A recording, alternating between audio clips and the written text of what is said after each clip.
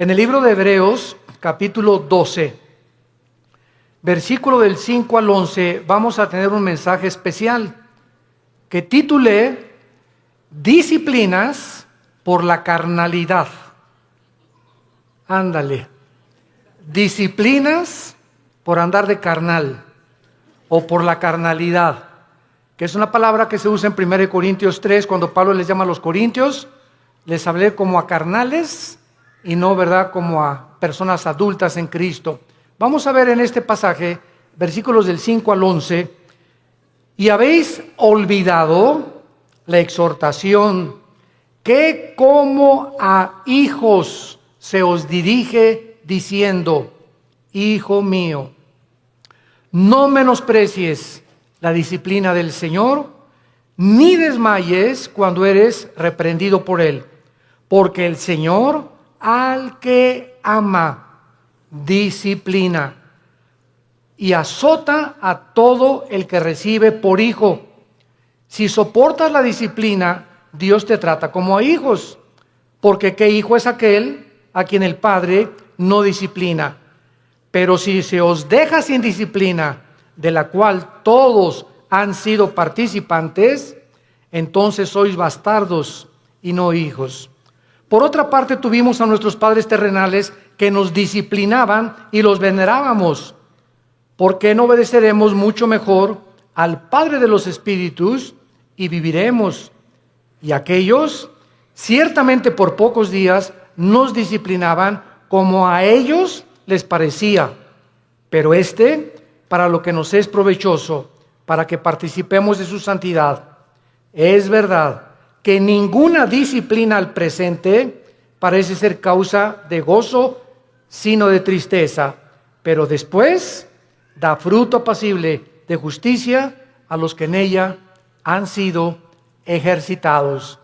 Este es uno de los pasajes más ilustrativos de la Biblia, de la forma como Dios trata a todos nosotros, a todos los que nos llamamos cristianos por su gracia y su misericordia. Desgraciadamente, muchos cristianos creen equivocadamente que puedes seguir viviendo una vida cristiana de negligencia espiritual, sin preocuparte por discipularte, ni estudiar seriamente la Biblia, ni tener diario devocionales, ni tampoco una vida consistente de oración. Sin embargo, muchas de estas personas que tratan de vivir esta vida, estos cristianos, ignoran, como por eso comienza diciendo que ya se les olvidó, la exhortación que vas a ser disciplinado si no vives de acuerdo a la forma como Dios ha diseñado para que vivas. Pero vamos a ver en este estudio en qué consiste esta disciplina. ¿Cuáles son las bendiciones tan grandes, tan enormes, que los cristianos se están perdiendo por vivir esa clase de vida? Y podemos preguntarnos también, ¿estos cristianos tendrán consecuencias después de la muerte? Porque tendrán consecuencias en esta vida y hay consecuencias después de la muerte también. O sea, que todos vamos a llegar al cielo y todos vamos a ser recompensados de la misma manera. ¿Qué cosa es lo que Dios usa como disciplina a los cristianos que le han querido abandonar? A los cristianos que le han dicho: Señor, en 3 meses nos vemos. Déjame irme de vacaciones y reventarme en las vacaciones, etcétera, etcétera. Y después de la Navidad te vuelvo a ver. En enero tengo una cita contigo en la iglesia, Señor. El primer domingo comenzamos otra vez la vida cristiana. ¿Cuánto tiempo cree un cristiano o cristiana, desde luego, que puedes vivir sin que Dios haga algo para regresar otra vez a tener la comunión con Él? Vamos a ver todas estas respuestas en la Biblia y vamos a comenzar con la apostasía. La palabra apostasía, apistemia en el griego, significa salirse del camino, apartarse del camino o vulgarmente brincarse las trancas. O sea, la Biblia diseña a la iglesia como un corral donde Cristo es el pastor, nosotros las ovejas, y cuando una oveja se quiere saltar del corral, pues ¿qué pasa, verdad? Pues es que yo quiero encontrar otros pastos, engañada de que fuera del corral hay mejores pastos o mejor vida, lo cual es completamente mentira, porque fuera del corral están los lobos esperando comerse las ovejas. Dice el cuento que había una ovejita que le llamaban la rebelde de Tlanepantla. Y esta ovejita se brincó una vez el corral y fue el pastor por ella y se la trajo cargando. Y se brincó 2 veces el corral y el pastor fue por ella. Y la tercera vez que esta ovejita de Tlanepantla se brincó el corral, entonces el pastor fue y le rompió una pata a propósito. Y le dijo: prefiero que aquí dentro del corral estés cojita y manquita a que te salgas y te vuelva a comer el lobo. Entonces muchas veces Dios tiene que recurrir, como lo vamos a ver, a disciplinas extremas, que son muy raras veces. Pero Dios prefiere 1000 veces, y Cristo lo dijo en Marcos con estas palabras: es mejor que entres al cielo cojo y ciego y manco, a que entres entero y te vayas al infierno. Veamos pues entonces que dentro de la apostasía hay 2 clases de apóstatas. Esto es muy importante. La Biblia nos advierte claramente que mientras más nos acerquemos al final de la segunda venida de Jesucristo, aumentará la tendencia a abandonar los principios cristianos. La presión del mundo sobre la iglesia, sobre tu vida y sobre mi vida, ejercerá dentro de ti por no estar lo suficientemente blindados, por no tener las suficientes convicciones firmes en nuestro corazón de lo que creemos, que vamos a ser seducidos por el mundo. En Mateo 24:12, Cristo dijo: por haberse multiplicado la maldad, como en el siglo XXI hemos llegado al último grado de maldad. ¿Saben ustedes cuál es el último grado de maldad? Llamarle a lo bueno malo y a lo malo bueno. Y cuando llegamos al punto donde reconocemos y legislamos las naciones, o más bien legislan las naciones los matrimonios entre los hombres y entre las mujeres, es el síntoma más grande que existe de descomposición social. ¿Por qué? Porque la familia es el fundamento de la sociedad. Es el núcleo y la fuerza de un país. Y cuando ya 2 hombres creen que pueden tener y hasta llegar al grado de adoptar hijos, porque ellos no pueden tenerlos desde luego, pero eso sí reconocen que las mujeres paren hijos, ¿verdad? Y no podemos nosotros, pero vamos a buscar quien no lo tenga por nosotros y lo vamos a adoptar. Entonces cuando llegamos a ese punto donde ya se está destruyendo psicológica, mental, emocional, sentimentalmente las vidas de los niños, que son los que dijo Cristo: el que haga tropezar a un niño, más le vale que se amarre una piedra aquí en el cuello de molino y se eche al río y se ahogue con la piedra, porque dejad que los niños se acerquen a mí, porque de ellos es el reino de los cielos. Y cuando comenzamos a tener a los niños y meterlos a nuestra mugre y a nuestra manera de maldad en la que vivimos, arrastrándolos a ellos a que tengan solamente 2 papás o 2 mamás, sin papá y sin mamá, es cuando nosotros nos damos cuenta que se está ya desarrollando una sociedad que ha llegado al punto de desatar y acarrear los juicios de Dios. Entonces la Biblia nos muestra claramente que esta maldad iba a aumentar. En 2 Timoteo capítulo 3 dice: vendrán tiempos peligrosos. Y esta palabra peligrosos, alepos, en el griego, significa feroces. Y solamente en todo el Nuevo Testamento se usa esta palabra alepos, que se tradujo en 2 Timoteo peligrosos, y en los evangelios se usa con los endemoniados.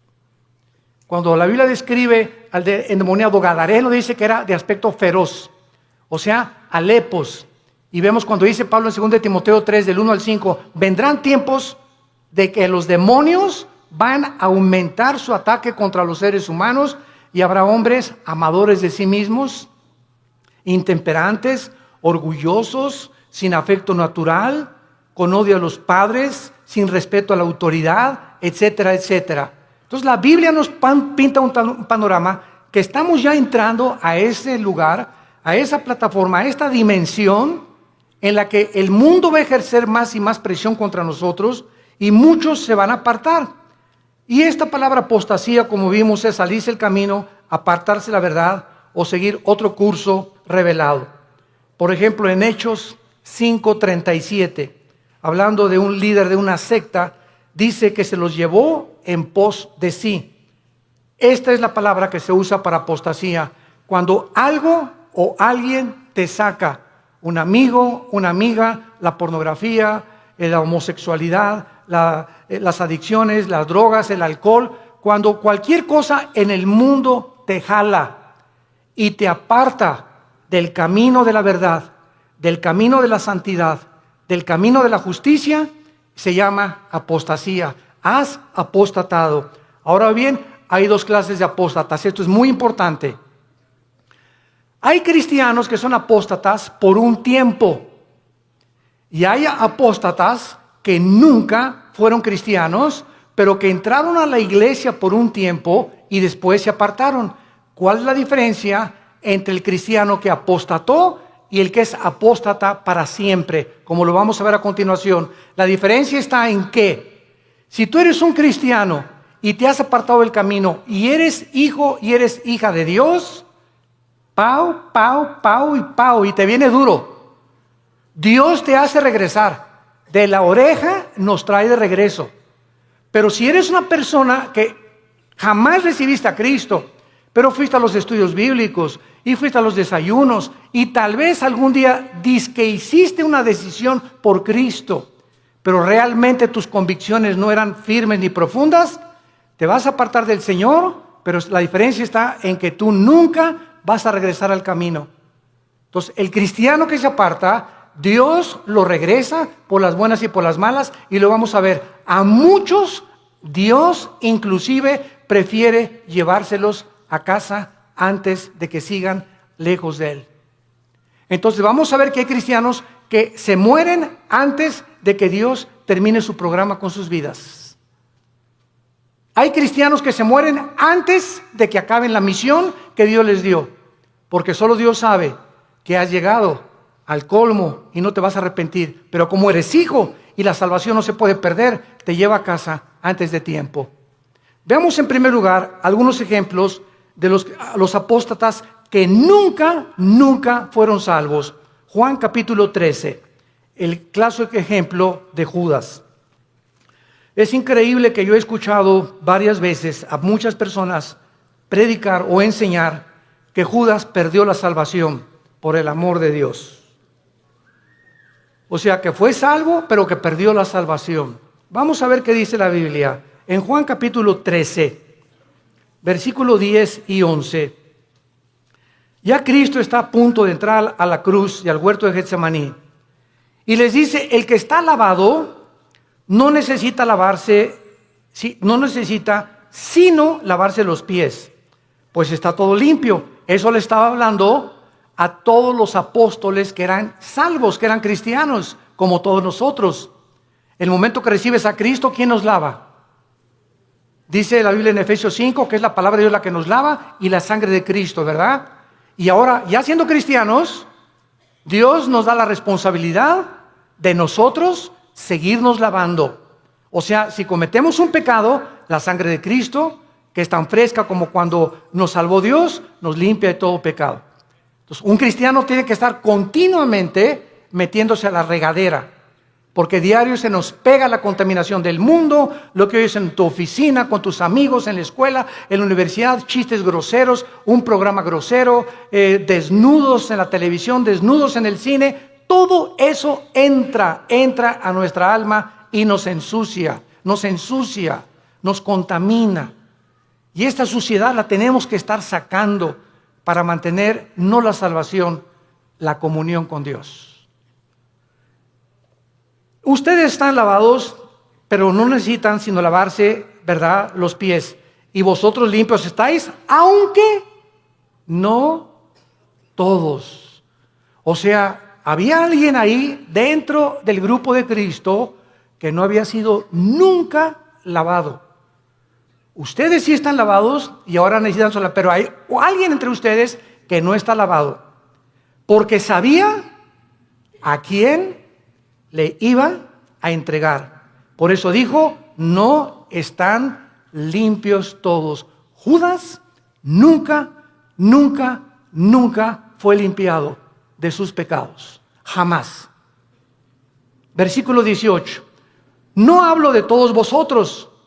Yo sé a quienes he elegido, mas para que se cumpla la escritura, el que come pan conmigo levantó contra mí su calcañar. Capítulo 17 de San Juan. Nos brincamos al capítulo 17 y aquí ya Cristo lo aclara, tan transparente como la luz y el sol. Dice Juan 17, versículo 12. Cuando estaba yo con ellos, o sea, Cristo está orando al Padre, está dirigiéndole estas palabras al Padre. Cuando estaba yo con ellos en el mundo, yo los guardaba en mi nombre. A los que me diste, yo los guardé. Y ninguno de ellos se perdió, sino el hijo de perdición, para que la escritura se cumpliese. O sea, nunca Judas estuvo bajo el cuidado de Cristo. Nunca, jamás. Los guardó de Satanás y los guardó del mal. Cuando vino Satanás a atacar a Pedro, ¿se acuerdan? Que le dijo Cristo, oye, Satanás ha pedido tu alma para zarandearte. Y Pedro, muy macho, no, yo no, me voy hasta la muerte contigo. Espérame, Pedro, el gallo va a cantar 3 veces y tú me vas a negar.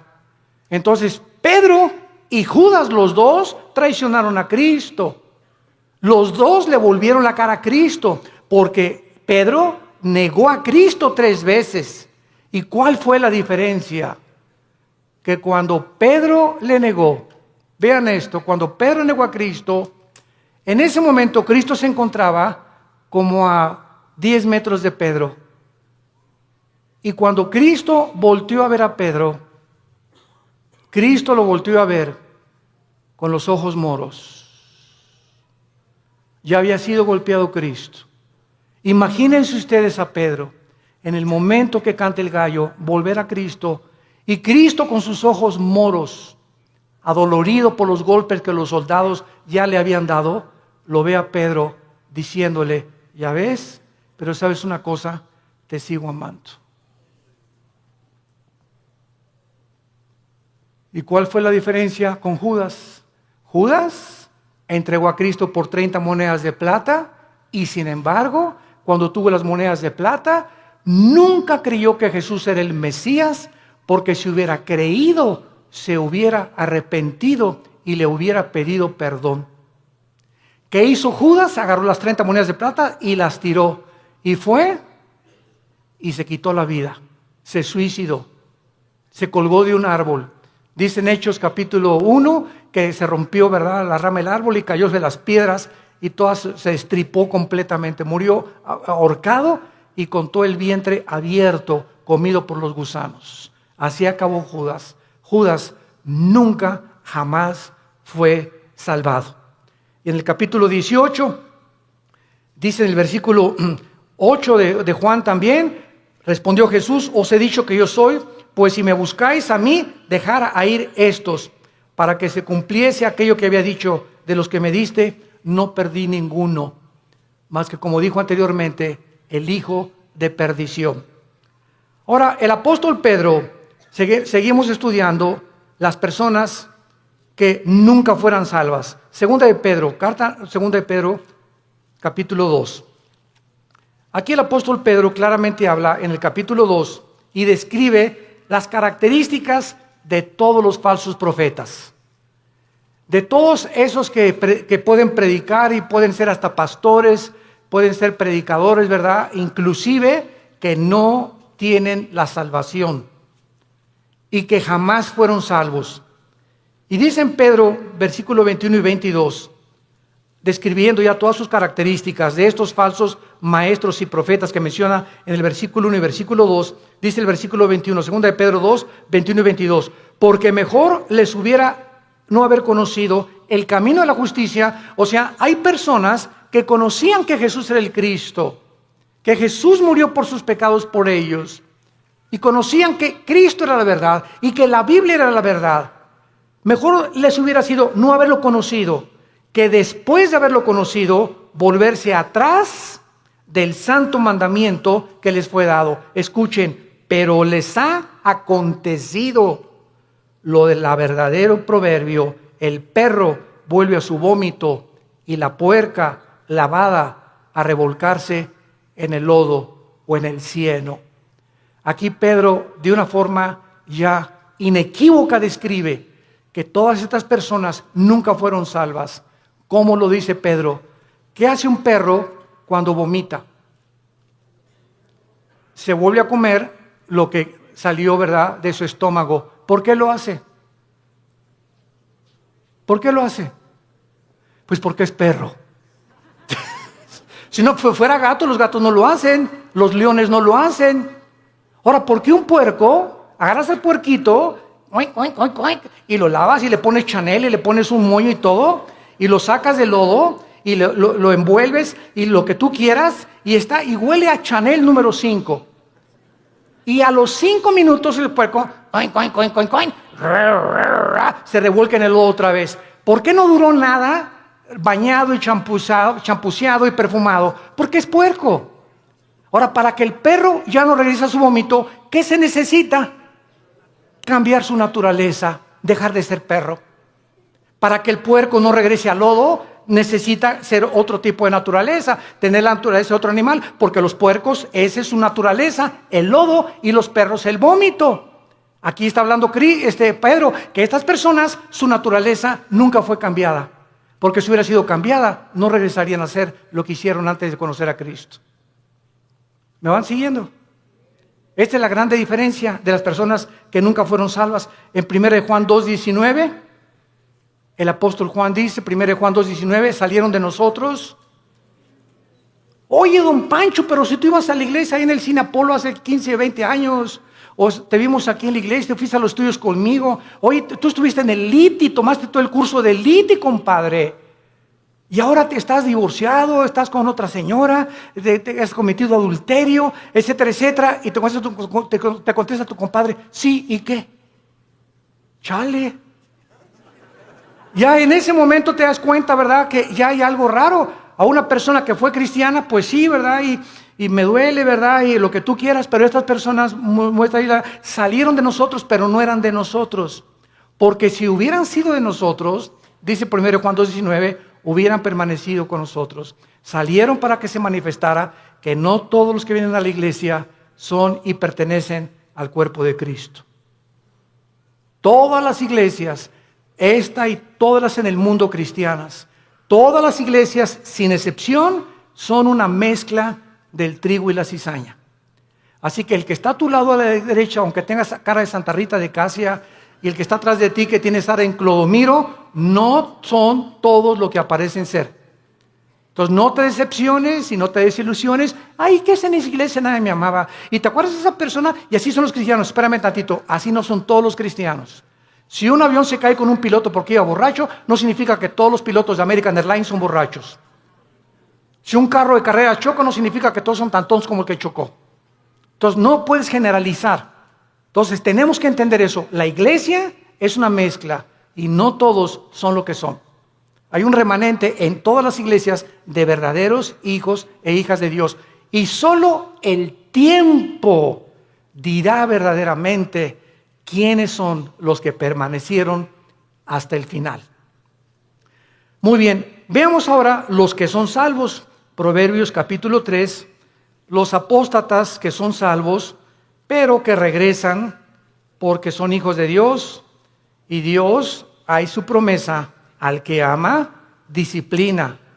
Y si no hay disciplina es porque nunca fuiste hijo de Dios. Por eso sigues haciendo lo que te da la gana. Porque si fueras hijo de Dios o hijas de Dios, ¿desde cuándo Dios que ya te hubiera surtido? Y bien surtido. Pero sigues igual de hace 1 o 2 años precisamente porque nunca has pertenecido a la familia de Dios.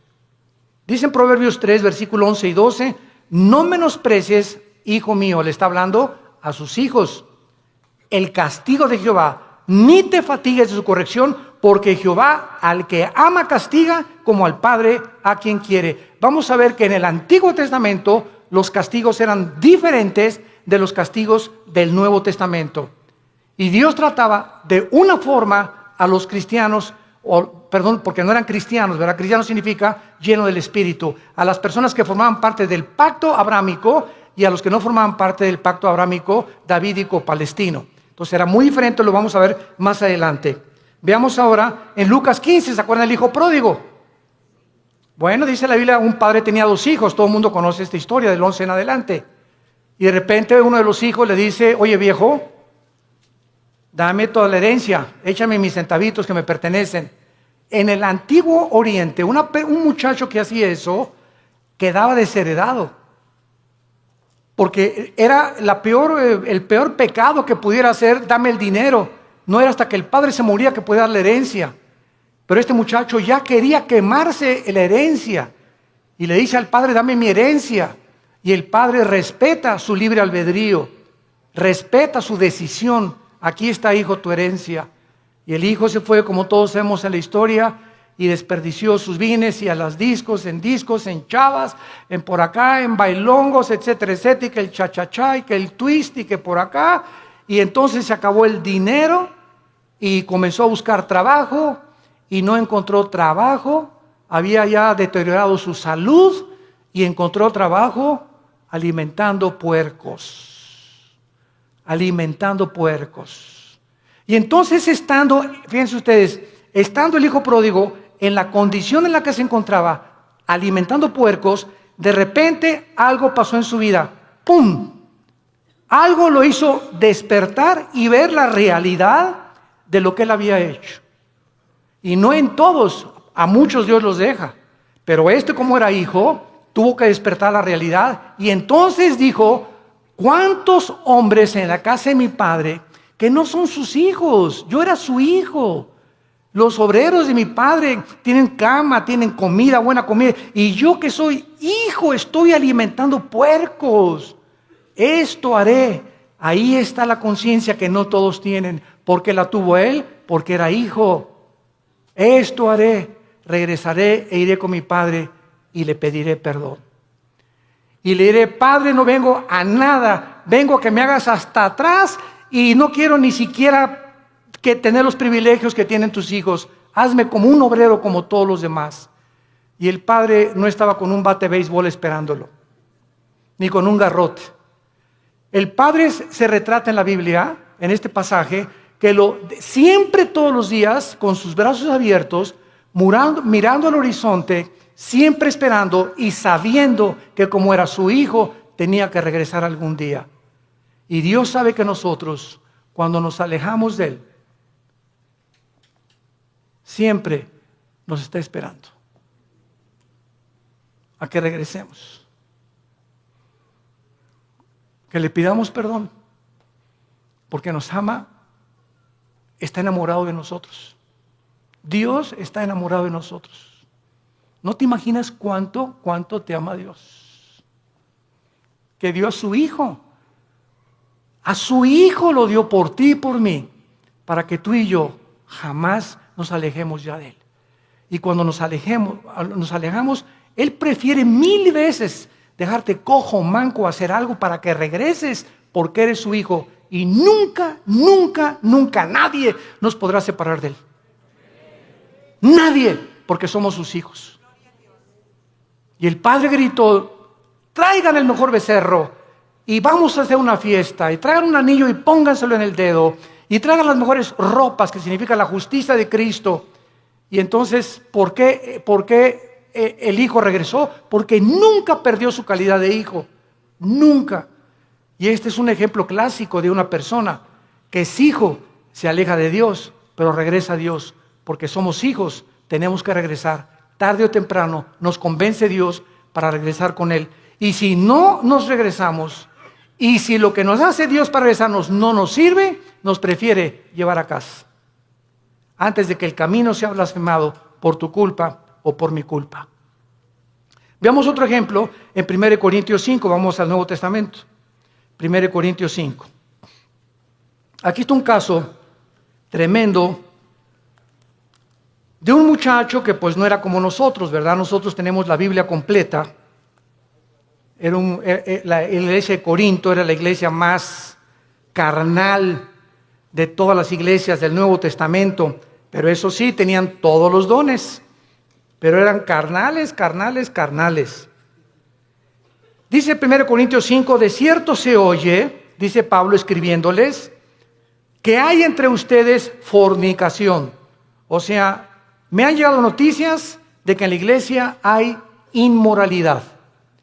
Y tal inmoralidad o tal fornicación, cual ni aún se nombra entre los gentiles, o sea, ni en las personas del mundo, tanto que alguno tiene la mujer de su padre.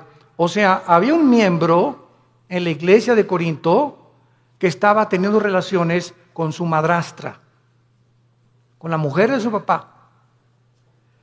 Y dice Pablo, y ustedes, les habla a los líderes, están envanecidos. ¿No debieran más bien haberse lamentado para que fuera quitado de en medio de vosotros el que cometió tal acción? O sea, Pablo dice, oigan, ¿por qué no han reaccionado? Ustedes están conscientes que este muchacho está teniendo relaciones con su madrastra y lo dejan seguir asistiendo a la iglesia. ¿Y qué lo debemos de correr? Pues traerlo para enfrente, ¿verdad? Y enfrentarlo con su situación. Ahora tenemos la Biblia y nos damos cuenta que los líderes, cuando sabemos que alguien viene pecado, la iglesia es un hospital y te vamos a ayudar. Pero cuando sabemos que alguien insiste y sabemos que alguien, por ejemplo, si una señora me dice, mi esposo tiene ya 6 meses que es adúltero, hermano, pastor, y ya hablamos nosotros con el esposo, los pastores, y ya le dijimos, mira, estás viviendo en pecado, y sabemos que sigue en adulterio, la disciplina de Dios es decirle a esa persona, tú no puedes entrar a la iglesia, porque puedes entrar porque es un hospital, si colaboras con el doctor para que te cure.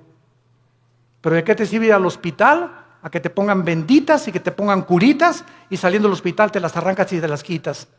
Y regresas con el doctor, oiga, ya le he puesto 3 curitas, pues es que no me gustan, entonces ¿para qué vienes conmigo? Si no quieres que te cure, ¿para qué vienes al hospital? Y así es la iglesia, un hospital de almas enfermas que necesitan sanidad de Dios. Y dice más adelante el versículo 3, ciertamente dice Pablo, yo, como ausente en cuerpo, pero presente en espíritu, ya como presente he juzgado al que tal cosa ha hecho, en el nombre de nuestro Señor Jesucristo, reunidos vosotros y mi espíritu con el poder de nuestro Señor Jesucristo, el tal sea entregado a Satanás para destrucción de la carne. Vean ustedes con mucha atención lo que sigue, a fin de que el espíritu sea salvo en el día de Cristo o en el día del Señor. ¿Qué estaba diciendo Pablo? Que cuando una persona es disciplinada por los pastores en la iglesia y es sacada de la iglesia, al mundo lo sacas del corral, afuera del corral están los lobos. Y Dios le da el permiso a Satanás de atacar a esa persona y quitarle la vida. Y quitarle la vida. Pero el espíritu es salvo porque era hijo de Dios. A fin de que el espíritu sea salvo. Aquí está un muchacho que iba a morir en pecado, pero como la salvación no se pierde, se va al cielo antes de tiempo. ¿Por qué? Porque la salvación que nos ha dado es por gracia. Para que nosotros seamos salvos y entendamos esto, no puede haber ninguna obra buena antes de la salvación, ni ninguna obra buena después de la salvación, para que nosotros seamos mantenidos siendo salvos. Cuando alguien me dice que la salvación se puede perder, les digo, bueno, es que tú no has entendido el pacto de Dios. Antes de Cristo, ¿cómo fuiste salvado? ¿Qué hiciste para ser salvo? Nada, no hizo nada, y Dios te salvó. Bueno, ya eres salvo. Y ahora me dices que ahora me tengo que hacer buenas obras para mantener mi salvación. No, de ninguna manera. Si hay alguna sola obra que tú hagas para decir que esas obras están manteniendo en el camino de la salvación, entonces ya estás atrayendo mérito sobre tu vida y le robas la gloria a Dios. Las buenas obras que hacemos después de que somos salvos no son para mantener la salvación, son como el fruto de nuestra santificación. Efesios 2:10, Porque para buenas obras hemos sido llamados, las cuales preparó Dios de antemano para que anduviéramos en ellas.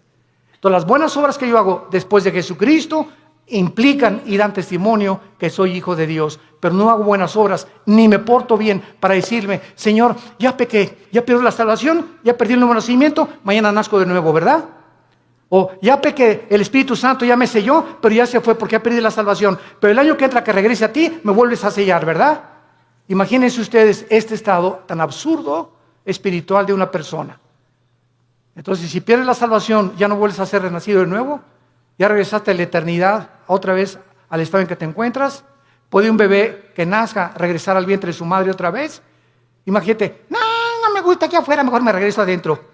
Y el bebé lo meten dentro de la panza de la mamá, ¿verdad? De la matriz de la mamá. Es absurdo, es exactamente la salvación. Veamos otro ejemplo en Santiago capítulo 5, de personas que son cristianas, pero pecaron, pero están en peligro muy grave de ser disciplinados por Dios.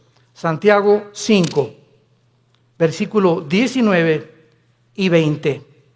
Hermanos, ¿a quién le está hablando? A hermanos, a cristianos. Si alguno entre vosotros, o sea, entre los hermanos, se ha extraviado, o sea, se ha salido del camino, o ha apostatado de la verdad, y alguno le hace volver, sepa que el que haga volver al pecador del error de su camino, salvará ¿de qué? De muerte un alma y cubrirá multitud de pecados. Esto es lo que vamos a ver en 1 Juan 5, lo vamos a ver. Esto es lo que se llama el pecado de muerte de un cristiano. Si tú ves que tu hermana o tu hermano anda por ahí afuera y nadie sabe más que es cristiano, pero tú vas, oye Jorge, ya no sigas así, hombre, ya no te la sigas tronando, ya no sigas acostándote con tu novia, Dios te va a disciplinar. Y si tú convences a esa persona de que regrese al pecado, lo estás salvando, porque si ese que tú vas a exhortar sigue ese camino, Dios no tarda en llevárselo a casa antes de tiempo, o que le venga algo serio en su vida para que lo haga recapacitar y regresar a Dios, o llevárselo a casa antes de tiempo. Si tú ves a alguno entre los hermanos que tiene una vida licenciosa y que se dice cristiano, y tú logras convencerlo y orar con él, o comenzar a orar por él y traerlo al camino otra vez, lo estás salvando de que Dios se lo lleve antes de tiempo a su casa. Ahora veamos otro ejemplo también de estas personas en 1 Juan capítulo 5. Antes del Apocalipsis está 1 Juan y dice así.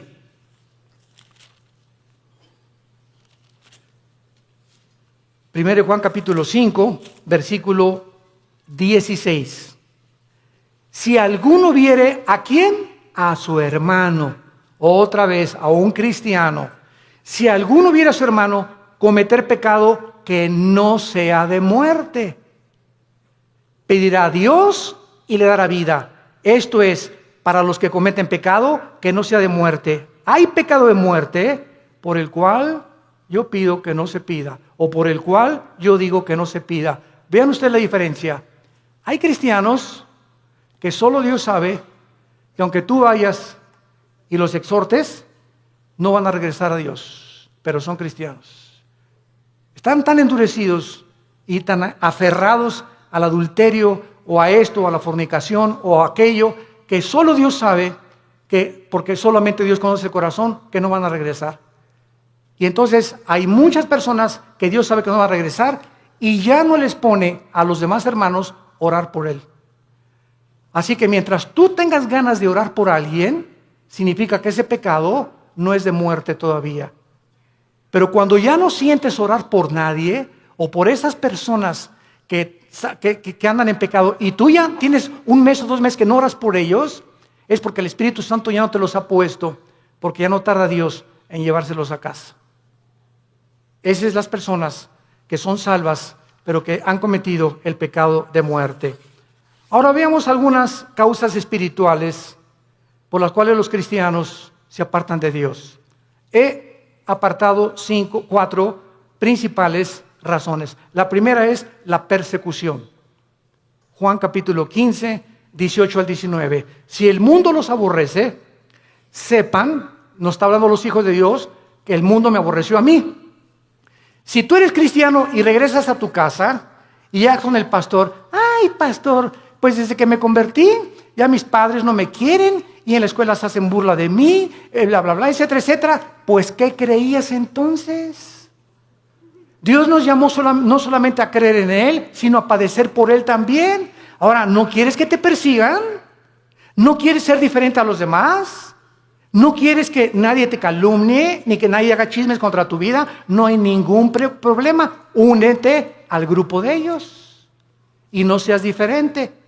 Pero si eres diferente, te van a perseguir y te van a calumniar y nos van a inventar cosas contra nosotros, porque el mundo odia a Cristo y nos odia a nosotros, que somos sus representantes. Y esta persecución hace la que mucha gente, no, pues yo prefiero mejor, no. Y contestas, ¿es cierto que tú eres cristiano y que andas con los aleluyos? No, mira, bueno, soy cristiano, pero no soy exagerado, no estoy así en un extremo. Estoy conociendo a Cristo, y comienzas a poner pretextos y a avergonzarte y decirles, sí, ¿y qué? ¿Te gustó? ¿No les gustó? Qué bueno, me da mucho gusto, me da tristeza como ustedes viven. He encontrado a mi Salvador. ¿Por qué nos habíamos de avergonzar de aquel que en la cruz dio su vida desnudo por nosotros? Él no se avergonzó por nosotros. ¿Y tú te avergüenzas de Él porque tu familia te persigue? ¿Porque eres diferente a tu familia? Entonces, esta persecución hace que muchos se alejen del Señor. Número 2, la negligencia de la palabra de Dios. Hebreos capítulo 2. Ya la Biblia no la lees desde hace 2-3 semanas. Ya la lees allá nomás el domingo. Ya no tienes un devocional diario con el Señor. Y dice Hebreos 2. Por tanto, es necesario que con más diligencia atendamos las cosas que hemos oído. No sea que nos deslicemos. Porque si la palabra dicha por medio de los ángeles fue firme, y toda transgresión y desobediencia recibió justa retribución, ¿cómo escaparemos nosotros si descuidamos una salvación tan grande, la cual, habiendo sido anunciada primeramente por el Señor, nos fue confirmada por los que lo oyeron? Esta frase, ¿cómo escaparemos nosotros si descuidamos la salvación? Muchos la han atribuido a que si se pierde la salvación. Nos está hablando Dios, ¿cómo escaparemos de su disciplina? Lee también Hebreos 12. Al que ama, Dios disciplina, y si no hay disciplina no eres hijo, eres bastardo. Entonces, ¿cómo escaparemos? ¿Cómo crees que te va a escapar de Dios habiendo sido cristiano ya? Si tú descuidas tu vida devocional con Dios. Número 3, la amargura. Hebreos 12:15.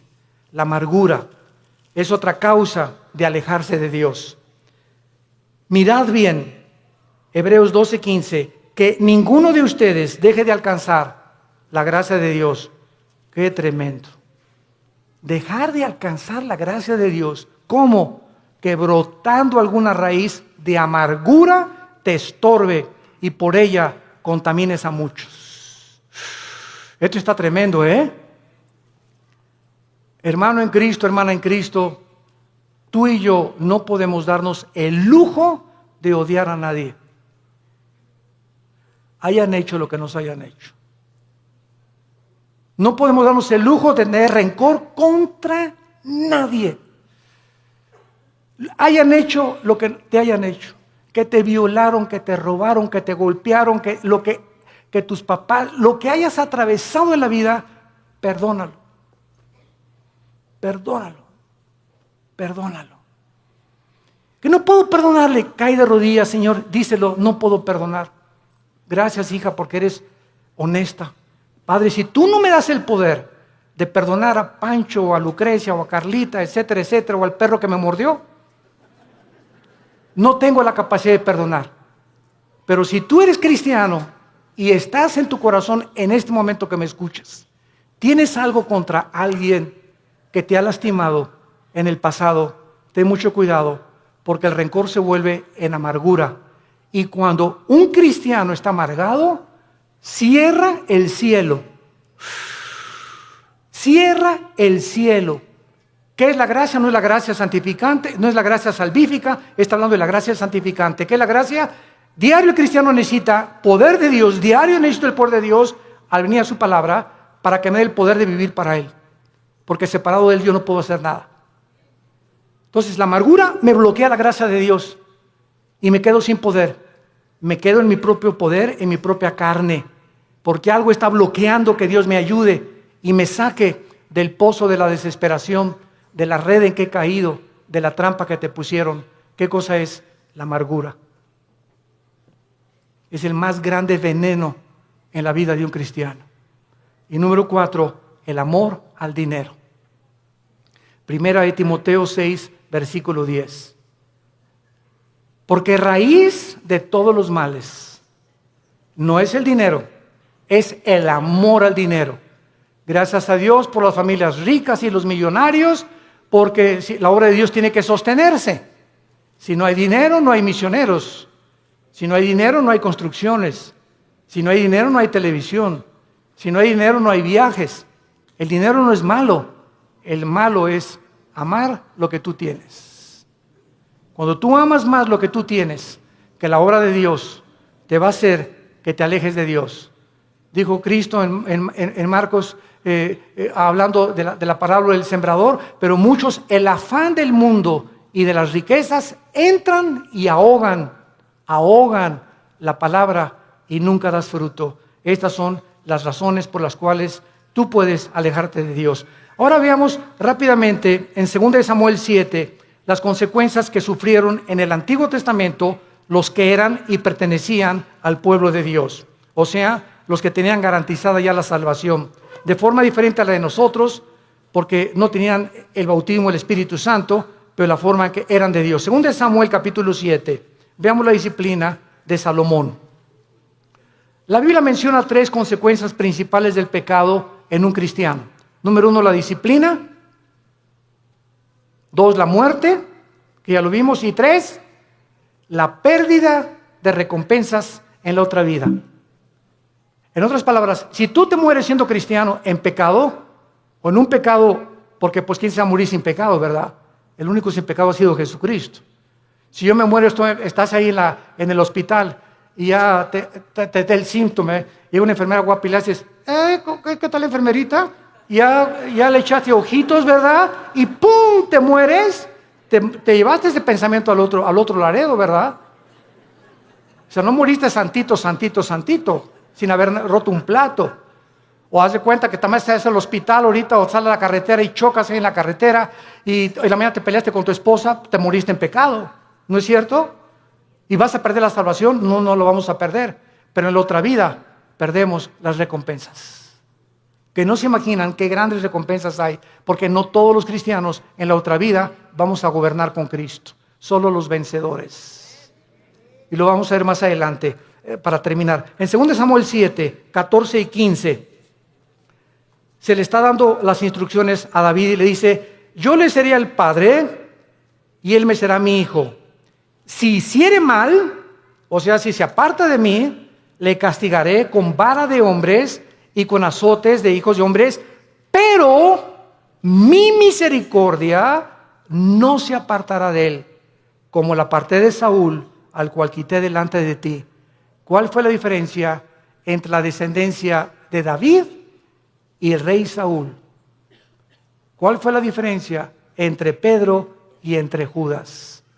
En que aunque nosotros nos portemos mal, y aunque nosotros intentemos alejarnos de Dios, si somos hijos e hijas de Dios, su misericordia es más alta que los cielos. Y Dios va a hacer algo para que regreses y para que yo regrese a la comunión con Él. Y va a ser disciplina. La palabra disciplina es interesante porque viene de la palabra paidego, viene de la palabra pedagogo, que significa el que forma el carácter o el maestro. Entonces, ¿se acuerdan de nuestro pasaje en Hebreos 12? Dios al que ama disciplina, al que ama le forma el carácter a través de pao, y castiga también con azotes. O sea, Dios usa la Biblia para formar nuestro carácter, y si somos tercos, Pau, pau, pau. Azota al que recibe por hijo. Y la palabra azotar en el griego es castigo físico. Algo va a tener que usar Dios, como lo que dice en uno de los salmos. No sean como los caballos, como los mulos, que el caballo tiene que meterle aquí un freno. El freno es un fierro con un puente. Y cuando se le mete al caballo el freno y le jalan las riendas, el puente se le encaja en el paladar al caballo. Y el caballo, cuando asocia el dolor, se para y le obedece al jinete. Si no se le aplica dolor al caballo, el caballo se desboca y sigue corriendo. ¿Y qué nos dice Dios? Necesito aplicarte dolor para que regreses a mí. ¿Quieres que te trate como a los caballos? ¿Como a los animales? Tú dime. Pero ¿sabes una cosa? Nunca quitaré mis ojos de ti. Te haré entender, por las buenas o por las malas, el camino en que debes andar. Sobre ti pondré mis ojos. Salmo 32. Y vemos finalmente en la vida de David, en 2 de Samuel, capítulo 12. ¿Qué fue lo que pasó con Samuel? Cuando Samuel, ¿se acuerdan ustedes lo que hizo David? ¿Qué hizo David? ¿Perdón? Pecó, mató a un soldado para quedarse con su esposa, el angelito. O sea, David era culpable de crimen y David era culpable de adulterio. Y se le llama, Dios mío santo, Jesús, María y José, el burrito que los acompaña. Se le llama el varón conforme al corazón de Dios. ¿Cuántas veces en mi mente dieron tantas vueltas? El varón conforme a tu corazón, pa' su mecha, dije yo. Dios mío santo, pues entonces yo soy el santo de los santos. Y entonces, cuando creces en Cristo, comienzas a entender lo siguiente, ¿verdad? Él fue culpable de crimen y de adulterio. Pero viene Cristo en Mateo 5 y dice lo siguiente: cualquiera de ustedes que ve a una mujer, no necesitas acostarte con ella. Si tú deseas en tus ojos y en tu corazón a una mujer acostarte con ella, aunque no lo hagas físicamente, tú eres ante los ojos de Dios adúltero. Ahora, nadie aquí puede decir que nunca ha visto a una mujer para desear estar con ella. No me digas porque ni San Jacobo lo pudo hacer. No seas mustio. Todos en alguna época de nuestra vida le hemos fallado a Dios. Y el que no le ha fallado a Dios, que levante la mano. Porque te llamaría el querubín de Tlalnepantla. Entonces, no juzgues a David. Porque si nosotros hemos sido adúlteros alguna vez en nuestra vida y Dios nos perdonó, no creas que por no acostarte con ella eres exento del adulterio. ¿Y cuántos de nosotros Él lo acusó por un crimen? Dijo Cristo: cualquiera que odie a alguien es culpable de crimen. Porque no es el acto, sino el intento del corazón lo que Dios juzga. Entonces, cuando yo entendí eso, me di cuenta, pues yo soy más pecador que David. Porque muchas veces odié a tantas personas y cuántas veces decía a tantas mujeres, y tú me has perdonado, Señor. ¿Qué diferencia hay entre mí y David? No hay ninguna diferencia. Has tenido misericordia con todos. Y ahora todos nosotros somos varones y mujeres conforme al corazón de Dios, porque somos sus hijos. Y nos amó hasta la muerte en una cruz. Y dice en 2 de Samuel capítulo 13, versículo 13 y 14. Para terminar, dice la Biblia: porque ¿a dónde iría yo con mi deshonra? Y aún tú serías estimado como uno de los perversos en Israel. Te ruego que hables al rey, que él me lo negará. Mas él no quiso ir, sino que pidiendo más, que ella lo forzó y se acostó con ella. Luego la aborreció a Amón con un gran aborrecimiento. Vemos nosotros aquí, cuando dice remover la misericordia, se refiere al pasaje donde el rey Saúl fue advertido que si obedecía a Cristo, él permanecería firme en su reino. Pero en cuanto le desobedeciera, perdería la misericordia de Dios, porque nunca fue hijo de Dios. Santos de Dios, tenemos nosotros ahora delante de nuestras vidas un panorama tremendo. Vale la pena permanecer en Cristo. Vale la pena ya tomar en serio a Dios y decir voy a tener devocionales con Él diario porque separado de ti no la voy a hacer, Señor.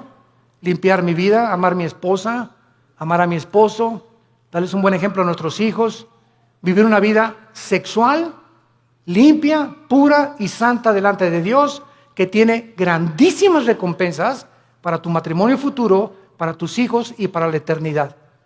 Y acabamos con Apocalipsis capítulo 20, donde comprobamos las recompensas finales de que no todos los cristianos, aunque dicen, aunque de panzazo me vaya al cielo, con 6 de calificación, con eso me conformo. No te conformes con el 6. Dice Apocalipsis 24, y vi tronos, y se sentaron los que recibieron facultad de juzgar. Y vi las almas de los decapitados por causa del testimonio de Jesucristo y por la palabra de Dios, los que no habían adorado a la bestia ni a su imagen, y que no recibieron la marca en sus frentes ni en sus manos, y vivieron y reinaron con Cristo 1000 años. Vi tronos y se sentaron solamente algunos, o sea, los que recibieron el derecho, la facultad, el honor de sentarse en un trono. Sentarte en un trono en la Biblia es gobernar. Y Cristo dijo en Apocalipsis 2, el que venciera al final se sentará como yo me senté con el Padre en el trono, tú te sentarás conmigo a gobernar también. O sea que en la otra vida va a haber reyes y príncipes y soldados rasos, cristianos que nunca quisieron pasar al siguiente nivel de santidad ni de crecimiento en la gracia de Dios. ¿Qué escoges tú en esta tarde para vivir en tu vida cristiana? Dios al que ama disciplina y azota al que recibe por hijo. No juegues con Dios. No juegues con Dios, porque Dios es un Dios santo, santo, santo. Gracias por tu palabra, Señor, en esta tarde,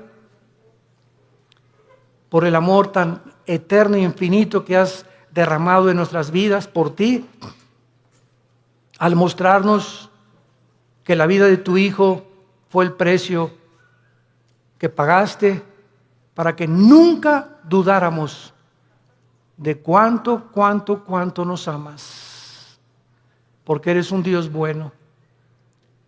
Cuán grande es la bondad de Dios que Él ha guardado para los que le aman y guardan sus mandamientos. Confié en el Señor y Él me ayudó y me libró de mis angustias y me puso sobre la roca y de la vergüenza de mis enemigos y de la vergüenza y el oprobio de mis perseguidores. Diré yo a Jehová, esperanza mía, castillo mío, mi Dios, en quien confiaré. Castillo mío, mi roca. Torre fuerte es el nombre de Jehová. A él correrá el justo y seremos levantados. Dios en esta tarde te está hablando, tú que has alejado tu camino de Él. Ustedes que nos ven por la televisión y por los medios de las redes sociales, si tú has escuchado este mensaje y sabes que Dios te está diciendo, regresa mi hijo mío, regresa hija mía, te estoy esperando desde hace muchos meses o años. Y si estás oyendo mi voz es porque eres mi hijo y porque eres mi hija. Y tus lágrimas que yo veo me dan evidencia de tu arrepentimiento. Ven a mí, te estoy esperando. No para castigarte ya, sino para vestirte con mi justicia, para que celebremos juntos la fiesta otra vez, para devolverte el gozo de la salvación y para que sigas caminando en mi mano y jamás te apartes de mí, porque ciertamente el bien y la misericordia te seguirán todos los días de tu vida y algún día estarás conmigo en casa dándome las gracias de todo lo que hice por ti y del amor eterno con que te he amado. Ven a mí, arrepiéntete de tus pecados y entrégale tu vida a Jesucristo y dile, Señor, perdóname haberme alejado de ti. Regreso a ti con todo mi corazón y con todas las fuerzas de mi alma. Gracias por haberme hablado esta mañana y haberme dicho que no puedo vivir así ya, que el pecado, la paga del pecado es la muerte y que el que esconde sus pecados no prosperará.